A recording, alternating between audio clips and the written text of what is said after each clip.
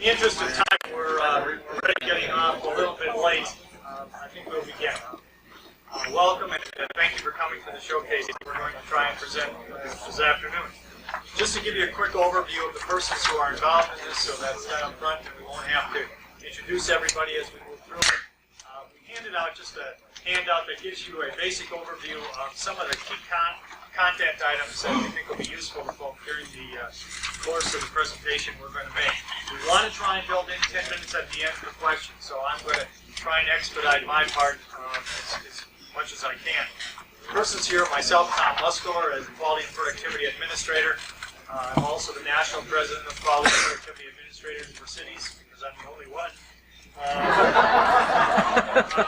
And we're going to present two projects today that we are particularly proud of. One is that I mentioned that's going to emphasize the whole area of Kaizen and constant improvement, and that'll be our energy conservation project, which Jan Brunt and Jim Egler worked on. Jim is the facilitator, Jan is the team leader, and we'll also present the Experimental Policing District project as well, and that will be, the team leader was Mike Masterson, and the facilitator was Sherry Maples. Also here today, as key persons on this, is Chief David Cooper, who is handing out the materials, and here when we get to the board of questions, and Bill Bacher, who is here representing the Department of Planning and Development. So with that, I'd like to just begin to go through some of the things that we think are important for this presentation.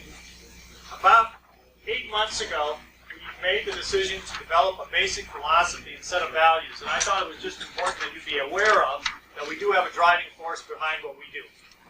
This is much more extensive than these 5 points, but we thought it was important to at least see the fundamental points that are driving our particular activity. Some of them are obvious, are very obvious. The whole issue of teamwork, customer focus, database decision making, quality as a central focus, and employee work was one we actually added to the Joiner triangle because our particular interest in trying to emphasize the absolute importance of our employees in making this a possibility. The history, and I, again, am going to be extremely brief on the history.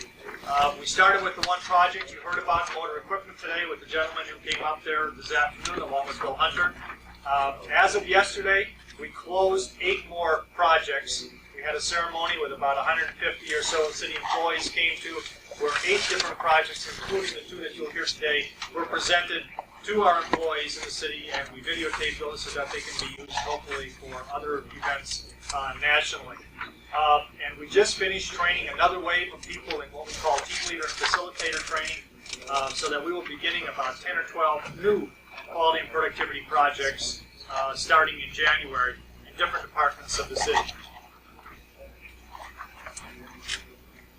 The current situation is I came on board, in 1987, not 1886. I've been on board 7 months as administrator for the program. Another development that I think is important and current is we developed a strategic plan that if anybody is ever interested in getting, I'll be more than glad to give you. But the Quality and Productivity Steering Committee put together an extensive plan for the process so that we could get beyond just being about projects, that we got involved in a strategy that over 5 to 7 years we could come to a point of having quality as a way of doing business and not just projects or some specific little things going on in various areas of the organization that was not connected. We trained the third wave of people and who will be going out and starting new projects. We reconstituted our QP steering committee. It's now made up of people who are at all levels of the organization, union representatives, mid-managers, top managers across the board. And that just happened in September. Prior to that, for the first 18 months, the QP steering committee was made up of people only at the top management level. So we're very excited about the fact that it now is a cross-section of the organization. We revitalized the management team.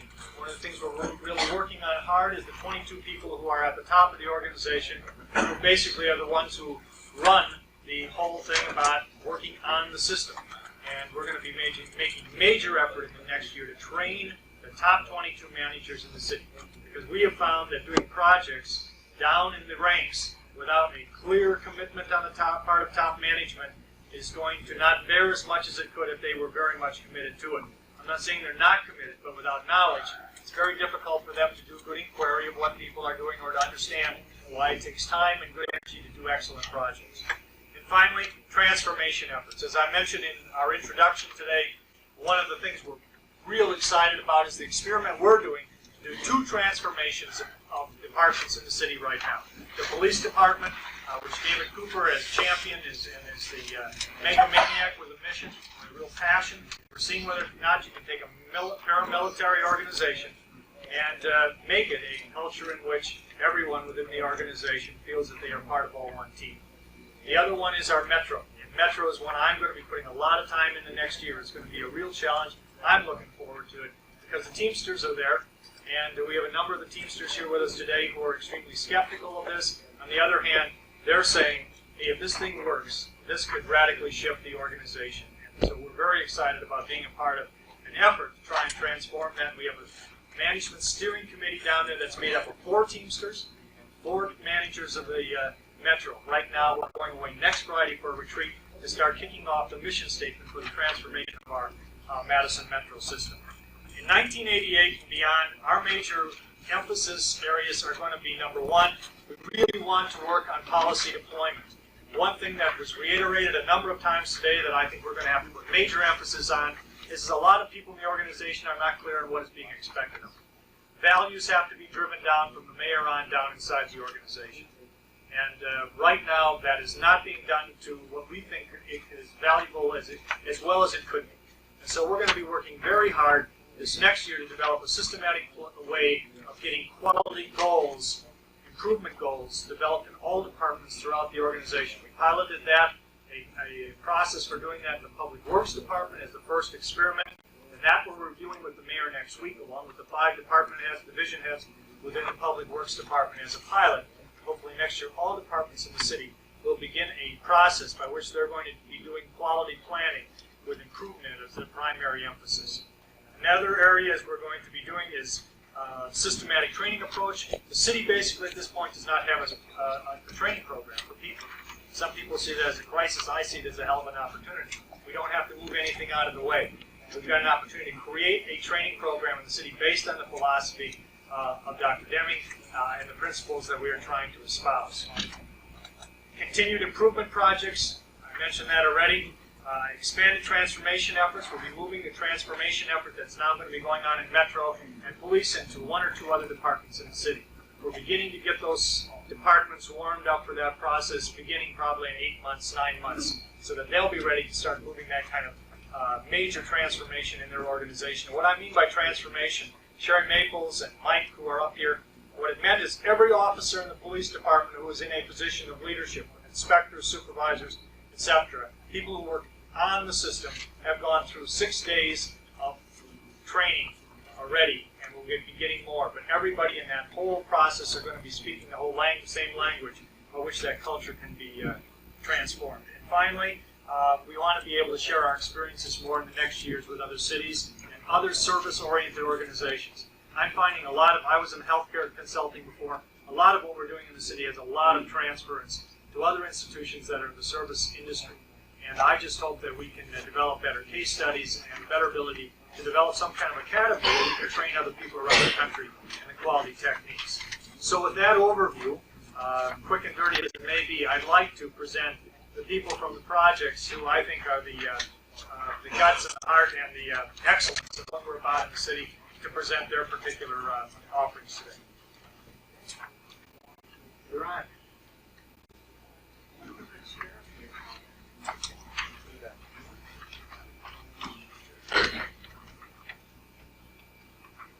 Thanks, Tom. I'm Jan Brunt, and I'm the city's energy conservation coordinator. I work in the city building section of the building inspection unit of the Department of Planning and Development for the City of Madison. The chart that you see up here, the orange squares indicate our project team members. Where I have the marker is us, the city building section. The chart represents a total overview picture of the City of Madison City Building Maintenance Organizational Chart. The City Building section is responsible for architectural building improvements and implementation of preventive maintenance and energy conservation projects at over 300 city facilities. The section is administrative in nature and acts as an internal consultant to other city agencies. As you can see on the chart here, each city facility or division has a staff of building operations and maintenance personnel that report to supervisors directly within their agency. And each agency is responsible for the maintenance of facilities assigned to them for their primary task performance. So, for example, streets, and they're responsible for maintaining the building. There's very little interdepartmental communication between agency personnel regarding the operations and maintenance of their facilities. In fact, you can see horizontally there a number of our team members had very similar jobs just for different agencies, and when we had our very first team meeting, a lot of them were meeting one another for the very first time. In 1978, a city building energy conservation program was developed to facilitate energy conservation improvements through capital improvements. In other words, building and equipment.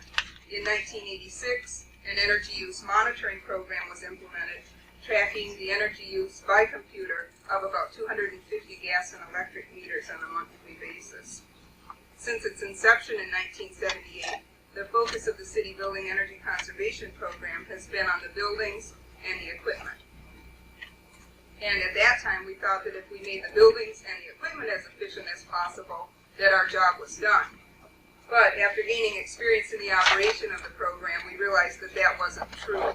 Not only were the optimum savings per retrofit not being achieved, but in some cases, any savings originally estimated were negated due to system problems, things like tampering with the equipment, lack of equipment maintenance, and especially no customer involvement in the process and the decision making. So we decided to change our strategy now. And we decided to change the focus from one of buildings and equipment to one of people and systems. And here on our project, we're dealing primarily with operations and maintenance and the effect of operations and maintenance on energy conservation and more generally building efficiency. So a project idea was born. We created a project team that consisted of city building section personnel, that's me, and our first level of customers, who are the operations and maintenance personnel in other city agencies. The next level then, as you can see from the diagram, consists of building occupants, the next customer level, and finally the ultimate customers of city government, the taxpayers. After a couple of introductory meetings, the project team decided to focus on a mission that was to create a systematic approach to efficient building operations. And in the mission, they decided to focus on 4 different specific tracks of study. First, information access, where we believe that communicating knowledge and data to all affected employees is a key component of the scientific approach to database decisions. Currently, we have buildings throughout the city who don't receive copies of their monthly utility bills. The utility bills go to the accounting division. And so unless by special request, they don't really have an idea of how much energy they're consuming at all. The second one is through a building operational policy. The need for the city buildings policy is best described by Ishikawa's quality concept that continual improvements can't be made until a consistent process exists. And a survey of our building operations staff revealed that roughly half of the buildings we surveyed had no building operations standards or policy, and that there were no consistencies in policy throughout all of the city buildings. And next we decided to look at possible incentives or motivation for getting people to reduce energy. Originally, the team studied possible budgetary incentive systems for efficient building operations. After much study and thought, including the advice of 2 outside experts, the team decided that the key to changing energy use behavior patterns was best suited to an internal agency approach, using leadership principles and an efficient building policy deployment strategy. And finally, training. I think the one thing that the team had opinion across the board was that training was really needed. And the team itself decided to group the needed training into 2 different categories. One, general awareness training on the importance of energy conservation and preventive maintenance and the relationship between those 2 things, and also specific topic training to be performed both by in-house staff and by outside experts. The framework that we used for the whole project was the Deming or what Deming calls the Shewart cycle of plan, do, check, and act. And you can see I've got the plan highlighted here because that's the status of our project right now. We're just finishing up the planning stage. But you'll see as I talk further and show you what recommendations we're looking at, that we're also in the plan stage, planning our do stage, which is implementation program, and we're also planning our check stage, which is what are we going to use to evaluate our program and how can we continually improve it, which is of course the act phase of the cycle. Plan, do, check, act is used continually by the team. We use plan, do, check, act for each step we took, including planning the meetings.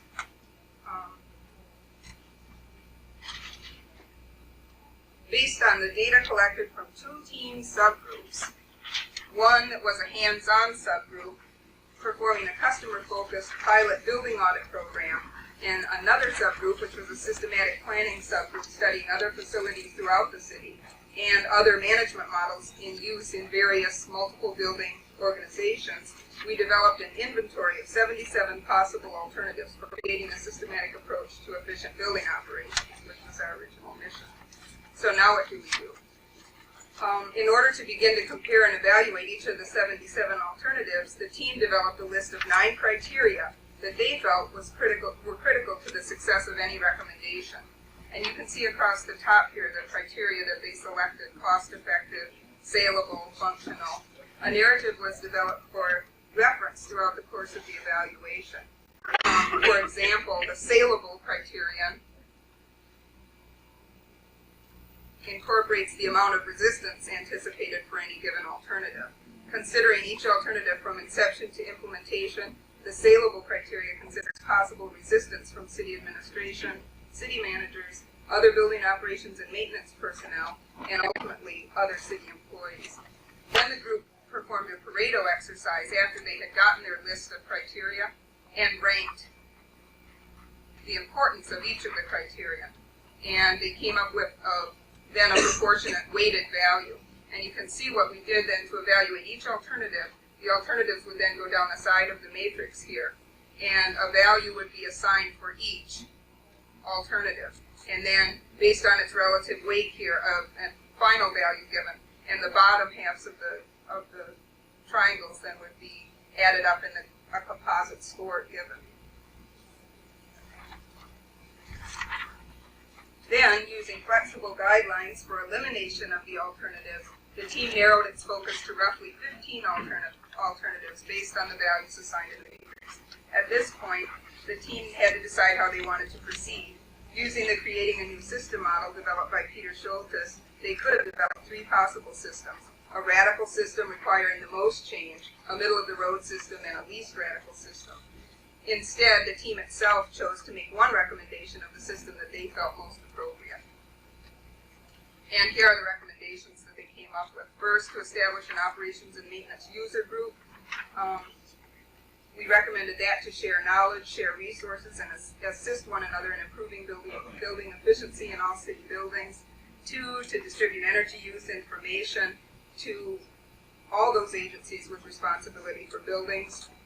3, again, to establish standard policy for city buildings operation, focusing on the customer, and developed in conjunction with the building operations and maintenance user group, who are the people who would then be applying the policy.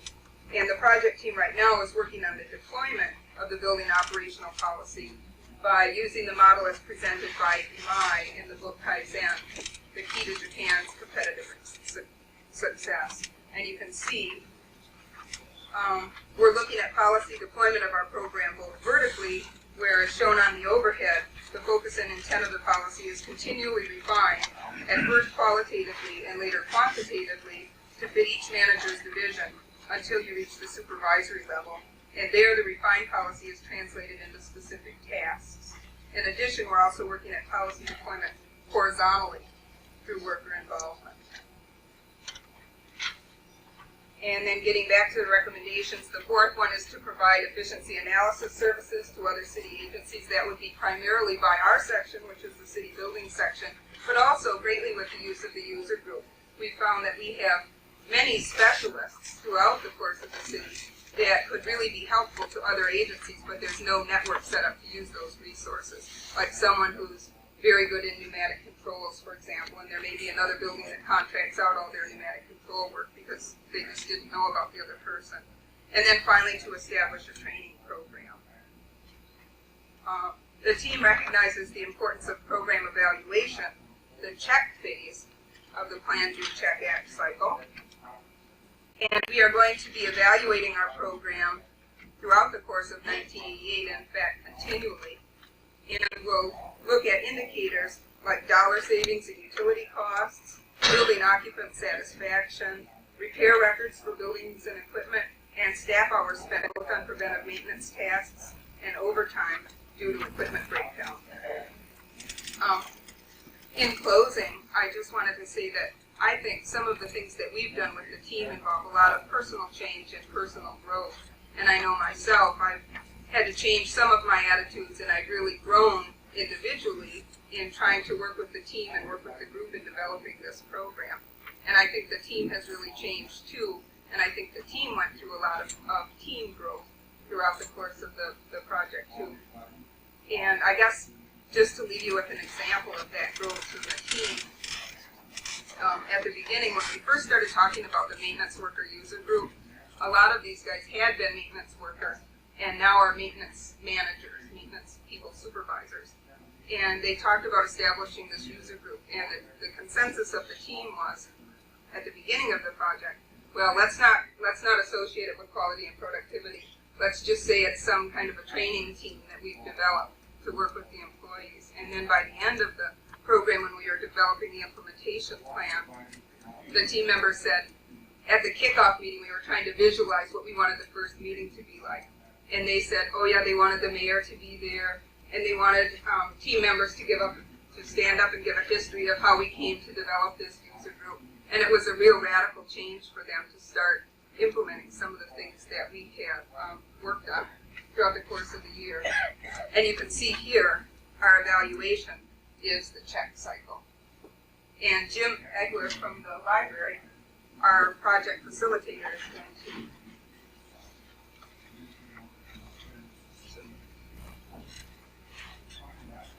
Hi, I'm Jim Egler, and as Jan pointed out, I was facilitator for the energy team.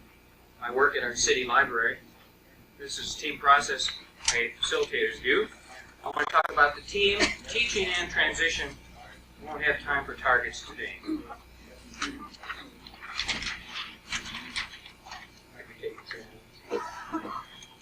Our management team is composed of 5 managers from the same upper range of management, and they selected their own leader. The project team was appointed from mid-management, distributed hierarchically across 2 ranges, and interestingly, one member here was the day-to-day boss of 2 other members. Further, the team leader here, with the crown, Jan, was one of this boss's employees. I, for one, could not tell you which members are in which range. Jan's boss, for example, never employed any power baggage, and was indeed a person with whom she could confer regarding the project. The team was quite egalitarian. This one member on the fringe missed meetings, but when present, contributed a great deal. Attendance can be problematic.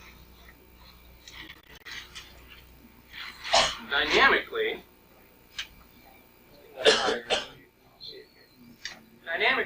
the teams and facilitator can be represented by this Venn diagram.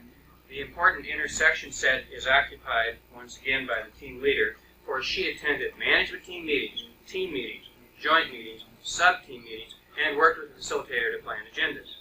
A busy and effective leader. The egalitarian nature of the team is better represented by this single line. As for QP training, Jan and I each had 13 and a half full work days of training, top managers 3 days, and the team 0 days. It's important to note that except for one very important joint team meeting, which I'll discuss later, the managers kept hands off the project team.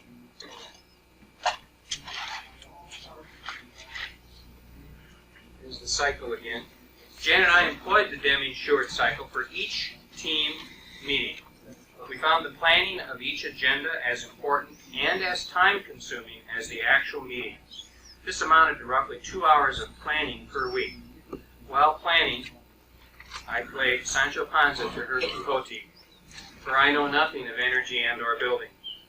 For our team then, Jan could act as leader and facilitator when I was unable to attend, but the converse was impossible. We found, however, that separate roles were very efficacious. By contrast to the police project, both Sherry and Mike, knowing content, can wear both hats. We discovered that distinct, task-oriented agendas worked best with our team.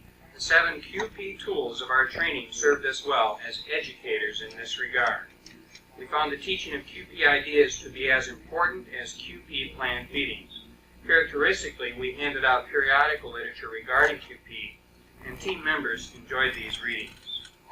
The team has now been together exactly 1 year. This year represents a prime example of QP acculturation. At first, here, confronted by the mission, the team was pessimistic about upper management support.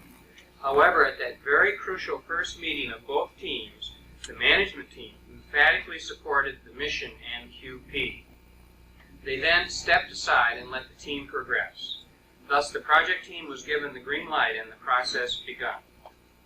The 7 basic tools, they're not all listed here, were used for team agendas, and the team responded well to these tools.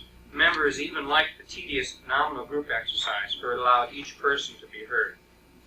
The division into our 2 sub-teams here, lost my place, is also important. The division into sub-teams is important, for members wanted tasks to perform. That's very important. The pilot project and incentive sub-teams allowed just that. Interestingly, these sub-teams met without the aid of a facilitator. Also, outside experts here, such as Gail Dushek, City Comptroller, attended sub-team meetings, and such experts provided data to the process. Finally, as Jan has mentioned, we also employed one of the new 7 management tools, the inventory matrix. That's a powerful tool.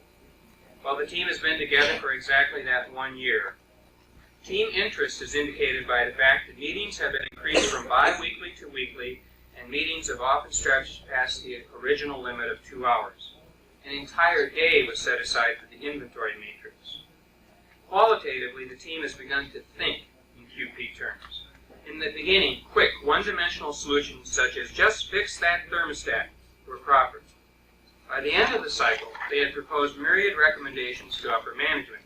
One of these, the building user group, would be composed of the customers of thermostat regulations. This contrasts very greatly with quick fix. Well, it's said that one does not know a language until one can crack jokes or dream in the language. I don't know about team dreams or nightmares, but the team often jokes, facetiously of course, about data, quality, and all one team. Now, likely this means they can dream in QP too. Perhaps like William Hunter, we can all dream in QP. Thank you. I'd like to present now to you our second team, the police project, Sherry Maples and Mike Masterson. I'm going to take this out of the way. Is that all right with you, Paul? I just put myself in your shoes as a customer. Find it instruction.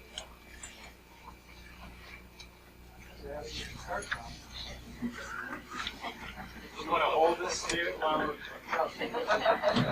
Mike Masterson, lieutenant with the Madison Police Department, currently in charge of the neighborhood bureau and project team leader for this experimental police district. I'm Sherry Maples. I'm a police officer at the planning unit. I'm also the quality coordinator for the police department. What Mike and I are going to do is we're going to walk you right through our top-down flow chart, which is the work plan of our project, starting from the top and going right down. I'll give you a little preliminaries on our project.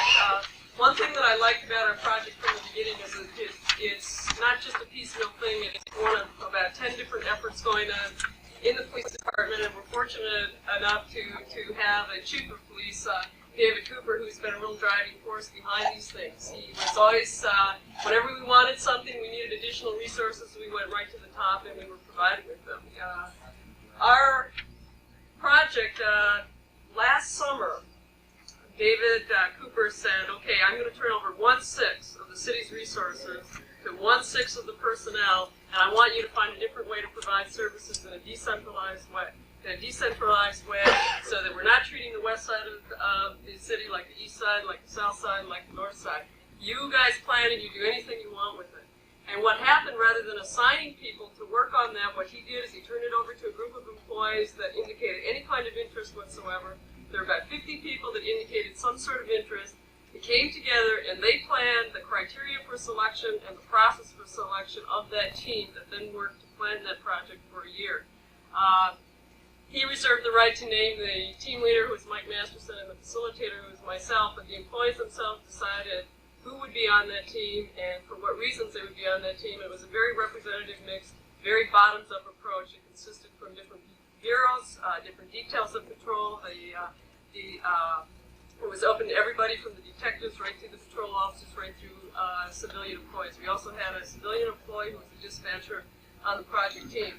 And our mission and exactly what we did will become clear to you as we go forward. But what I would recommend is that any time that you have the ability to make the participation on any kind of project team voluntary, that you try to do that, because the commitment that we got from these people and the pride that they took in their work, we're not an organization that can shut down for people to come to meetings. We still have to respond to calls 24 hours a day. So we had a lot of people that came to a lot of meetings who had been up all night long, who were tired.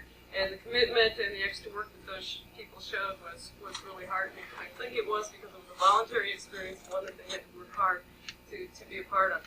Mike's going to talk to you about our mission statement and what the purpose of our project was. It's going to seem kind of rushed. We've been used to explaining things, but having only 15 minutes, we kind of have to give you the Jack Webb just the facts first. Bear with me, we'll try to get through this. This is our mission statement. It was developed by the project team. It tells a little bit about what the project team was and the parameters that we had to operate under. We're going to assist in decentralizing police services by creating an experimental police district. And the parameters that the chief gave us and the steering committee was that it had to be in an area of one of the 6 existing police districts or similar size areas. We have to provide emergency response 24 hours a day. We have to provide neighborhood patrol. We have to provide secondary investigative services. The project team created the rest of this based on a customer focus. They just didn't want to go out and experiment with off-the-wall type of projects. They rather defined it tightly by saying, we'll recommend the most appropriate ways to manage those resources based on the input we received from the community, our citizens, the community, and our employees. And essentially the decisions that were made further on in the process were the result of a customer focus, external customers, employees, external customers, citizens, internal customers, employees. Okay. After we developed our mission statement, we began meeting in November of '86, and we just had our last meeting. We'll have one more meeting right before the employees actually start working down there. We met for an entire year, and right after we developed the mission statement, we began to look at what part of the city we wanted to have our experimental police district in. And the first thing we did is we developed criteria for that selection. And the criteria that we developed, here's a Pareto chart of what was important to the team. I'm just going to highlight the top 5 for you. And the past, present, and future demographics of the area, what the socioeconomics of the area were, what the racial makeup of the area, what the population looked like in terms of age, race, economics, population density. We wanted something that was representative of the city and a good cross-mix. The analysis of the calls for service, we looked at all the calls of service that we've had for a year, the type and number. We wanted to make sure that we had an area where we were in fact as busy as anybody else, and that we were in fact not taking 1/6 of the resources and being forced to deal with either 1/6 more of the calls or less of the calls. So we made sure that we had 1/6 of the number. We wanted to look at the responsiveness of the area to being organized, the residents, the older people, how receptive they would be. And you will find out later they were very involved with us in this, business people that were down there. The need for 24-hour patrol and neighborhood services and the secondary investigation, the crime profile in that area, and the geographic layout, both of residents and businesses.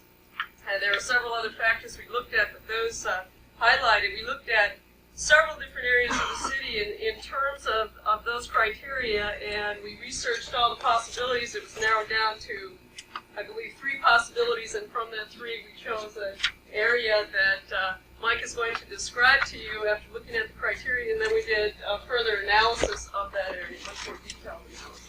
Just brought in a City of Madison map for you so that you kind of get a fix for your bearings if you're from out of the city where the experimental police district's going. Concourse is here, the state capitol is here. Our experimental police district will include sector 204 and 207, kind of police talk, you know. But it also includes all this area from here down all the way over to the southwest side. So it's essentially 1/6 of the city. Madison has about 180,000 people. We're looking at 30,000 people. Calls for service are 1/6, or 16.7%. There's a little bit higher burglary rate, property crime rate, has a little bit smaller person crimes rate. We're dealing with an area that has 5 other jurisdictions that bound this, so we'll be able to cooperate more closely with them. We have an area that signed a petition to have a neighborhood officer, 100 signatures from citizens down there that wanted to get closer to police officers, have more daily contact with them. We have West High School, which will be kind of interesting. We have a number of other smaller feeder schools, parks, and it does represent pretty good demographics. We have a pretty good cross section of affluent along the lakes, student housing.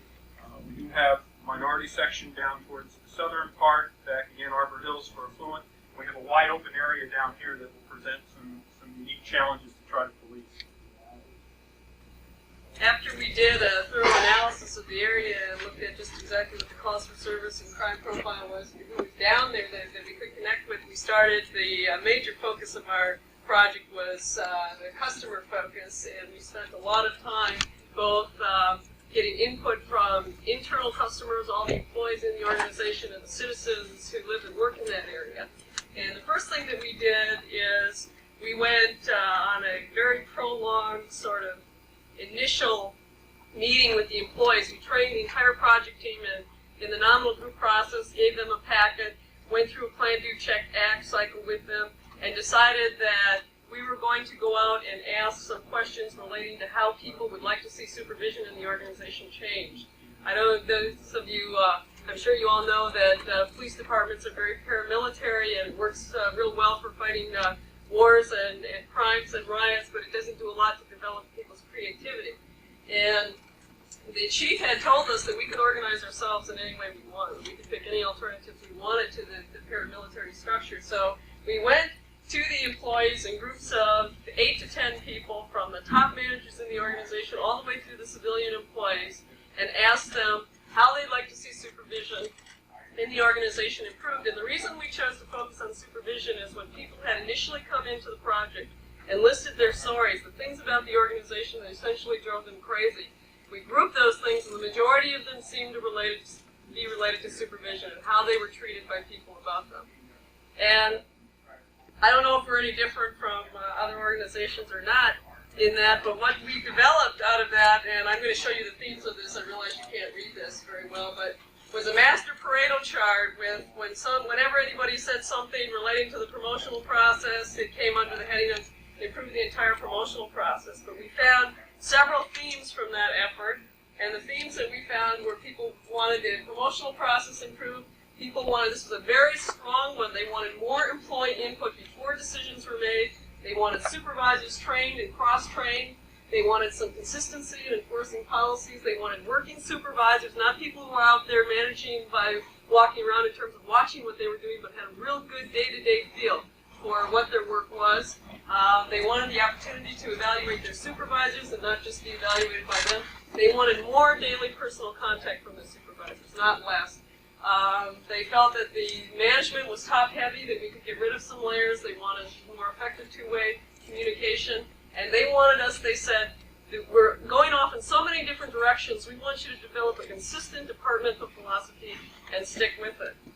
Well, out of that, we developed what's known as EPD Operations Guide, and in it you will find job descriptions for lieutenants and and captains in that area. And one of the real exciting things that we did, and I don't know if it's ever been done anywhere, is once it was decided who the employees were going to be that were working down there, we let them choose their own supervisors. So this wasn't a case of the chief thinking about who would be the most creative captain and lieutenant to send down there, but the employees who worked in that district chose their own supervisors, and this is a little memo that went out to all the captain and lieutenant applicants. They were asked 2 questions. They were asked to respond to both those questions. One question has to do with citizens and how they would reach out to them. The other has to do with the disciplinary problem that they would have to face and how they would handle that. Those responses were coded. They were distributed to all the employees, and then also a straight name ballot was distributed. We added the results of both of those things up, and lo and behold, the captain and lieutenant for the experimental police district project were chosen. And Mike is going to tell you about the external customer effort, which involved the citizens that we undertook. I should say that although that was the first one, too, that there were many, many things. Anytime we had a major decision, whether it involved around staffing, hours, shifts, time of work, or anything that affected the employees, we went to them in some way, whether through a survey or some other means, to ask them what their opinion was before we made the decisions. The primary focus of gathering data to build this model rested with going out with the community to see what their problems and concerns were, to see what we could do to work more effectively together. We held a series of 8 meetings, 2 in each aldermanic district. One was by invitation from people that had been recognized by the alderpersons and the police department as being community-type leaders. Those types of meetings in each one of the 4 areas were represented probably by 50 to 75 people at each meeting. The other type of the meeting was a public forum where we invited people to come from the media, and they were significantly less attentive, probably talking about 5 to 20 people. Anyway, this represents an overview of what some of their problems or concerns were. This was the question we asked. What are some of the problems or concerns in their neighborhood at present? This is a combination of all of those from the 4 areas. The first one was distribution of police resources. We really thought that there was going to be a fear of crime out there. But the major emphasis that the citizens were telling us is we want to have more contact with the police officers. We want to get to know the police officer on the beat. We want them to talk to us more often. As you can see, the second part was traffic complaints, a lot of speeding. But surprisingly, criminal activity was 3rd, all the way down to they complained about other city services to us, which we really had to do. Street lighting, I mean, a number of things. Parks, it was surprising. Parks turned out to be a rather significant concern. We took all this information and we also asked them, how can we work more effectively with you in responding to these problems and concerns? They want recontext by the police department. They want to know what's happening to their case or their complaint. We don't do that. More foot patrol. They want police officers to attend meetings. They want us to tell them when they should be calling the police and when not should be calling the police. Emphasis on drugs and alcohol, networking with community-based organizations. Most of all, they want us to know. That was the overriding factor in most of these meetings. They want us to come out and tell them how they can help. Rather than go into a lot of boring data, this citizen research effort was put together that gets into respondent data, what breakdown was, black, white, female, what their education levels were, income levels were, and a number of other things. They also ranked, we have 24 services we came up with that we provide to citizens of Madison. We asked for an awareness of those 24 services, and we also asked them to give us a satisfaction level with a number of those, and provide some real useful data in helping to shape this model. We also got invited to a lot of block parties with that, actually. Okay, after our customer focus, we had, right in the beginning, we developed an agenda of decisions to be made, and I don't have time to go into it, but suffice it to say that there were about 8 pages of decisions and a number of areas that were highlighted. Of course, there's everything relating to how we were going to interact with the rest of the department, exactly how calls for service were going to be handled, and what the whole mode of operation was going to be. Probably just to highlight for you, the major thing is that we used the information we got from both the internal and external customers and came up with a generalist specialist model. And what we did is we have all the information, we have all the problems from all the neighborhoods, and we match these. When officers aren't responding to calls, they will have so much time to pick a specialty that they can act on. For example, some people really like to run radar and traffic. Others hate it. A lot of officers really like to do drunk driving enforcement. Others hate it. Some officers are real good at public speaking and enjoy going to the schools and working with kids. Others hate it. Well, we let officers pick a specialty. Others we have a lot of good community organizers now in the department. We have a lot of people that are real good at crime prevention, so we let them pick a specialty to focus on, and we're matching the problems with the specialty. So they know where the problems are. The officers with that specialty know exactly where they have to go to work on them. So we think that was pretty unique, and if the citizens like this, we will look at providing services this way in the rest of the city. But now we're in the process of implementing it. We also in the process of a station has been identified and working out all the kinks with that. And the personnel going down there will all have the opportunity to do 3 to 4 days of team building. And we will be starting out with shift change, which for us is January of 1988. And last but not least, we are looking to evaluate our efforts, and we got some real help in that area because we secured a grant. Evaluation is one thing that we won't have to be doing. Because of the uniqueness of this project, the National Institute of Justice has awarded a $375,000 grant to the Police Foundation, which is one of the research arms of our profession, to come in and do the evaluation for us. They're going to be looking at do the citizens enjoy this type of service over the rest of the community, the types of service we're providing to the traditional type of mode. Do the officers like it who are providing it? Provides us with an opportunity to find out, rather than going with an organization that has over 300 police officers, of experimenting with 1/6 and trying to do the plan, do, check, act, so that not trying to do too much at once. We have a very small area that we can experiment with. The other thing is, a lot of people say, what is the difference between this and what you do now?